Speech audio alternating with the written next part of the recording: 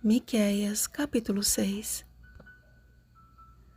Ele te declarou, ó homem, o que é bom e o que é que o Senhor pede de ti, que pratiques a justiça e ames a misericórdia e andes humildemente com o teu Deus. Versículo 8. No primeiro sermão de Cristo, o famoso Sermão do Monte, ele apresentou o passo a passo de uma vida cristã vitoriosa. Ao contrário do que os judeus tinham aprendido de seus líderes desde então, as multidões ficaram maravilhadas da sua doutrina, porque as ensinava como quem tem autoridade e não como os escribas. Mateus capítulo 7, versículos 28 ao 29. Tomando os antigos profetas como exemplo, Jesus elencou as bem-aventuranças, definindo como felicidade real aquela que tem o céu como alvo bem definido. Ser feliz, portanto, não depende dos benefícios que possam existir na caminhada, mas o que há no final dela. E foi por amor da sua própria justiça, tornando a sua lei gloriosa, Isaías capítulo 42, versículo 21, que ele não somente veio para morrer em nosso lugar, mas para nos deixar exemplo de como devemos viver aqui, a fim de seguirmos os seus passos. 1 Pedro capítulo 2, versículo 21, até que ele volte. Foi a partir da mensagem central do Cristo que viria como antítipo dos sacrifícios realizados no santuário, que Deus introduziu a sua controvérsia com o seu povo. Ouvi agora, apelava o profeta aos incautos de coração. Os dois episódios relatados pelo Senhor revelam a natureza de seu caráter misericordioso e seu amor incondicional para com seu povo. O Senhor enviou Moisés para libertar Israel quando este nem sequer tinha um lugar de adoração e quando muitos dentre o povo haviam se corrompido com a cultura e a idolatria pagã. E o único sacrifício exigido foi aquele que, mais do que qualquer outro relatado nas Escrituras, revelava o perfeito plano da salvação em Cristo. Êxodo capítulo 12, versículos 1 ao 13.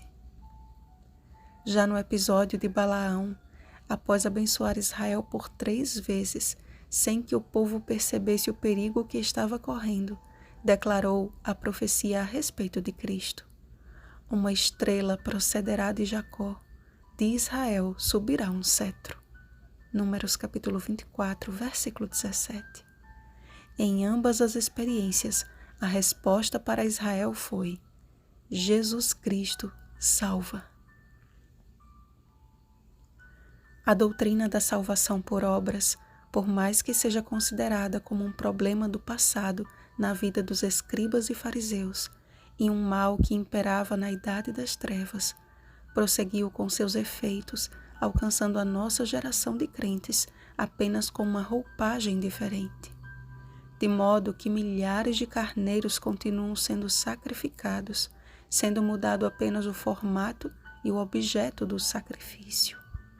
Praticar a justiça, amar a misericórdia e andar humildemente com Deus não requer de nós uma religião de aparências e de sacrifícios vazios, mas um vivo e transparente relacionamento com Deus, de forma que nossas palavras possam tão somente refletir a coerência de quem aceitou viver a vida daquele que nos chamou das trevas para a sua maravilhosa luz.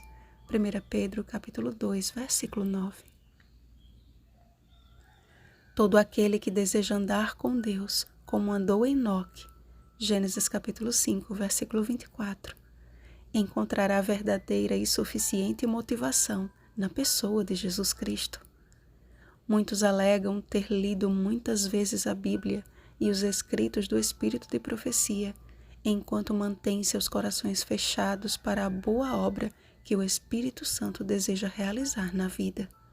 Deveriam, porém, deter-se em ler outras milhares de vezes, desta vez clamando ao céu com humildade, para que, silenciado o coração enganoso, ouçam com clareza a mesma voz que acalmou a tempestade, que curou os enfermos, expulsou os demônios e perdoou os pecadores.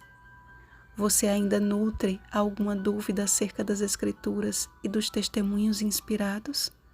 Então olhe para Jesus, examine a sua vida, contemple a sua morte, maravilhe-se com sua ressurreição.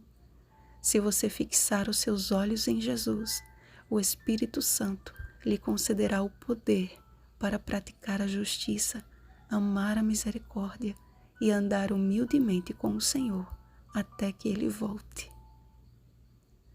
Vigiemos e oremos. Bom dia, imitadores de Cristo. Rosana Garcia Barros.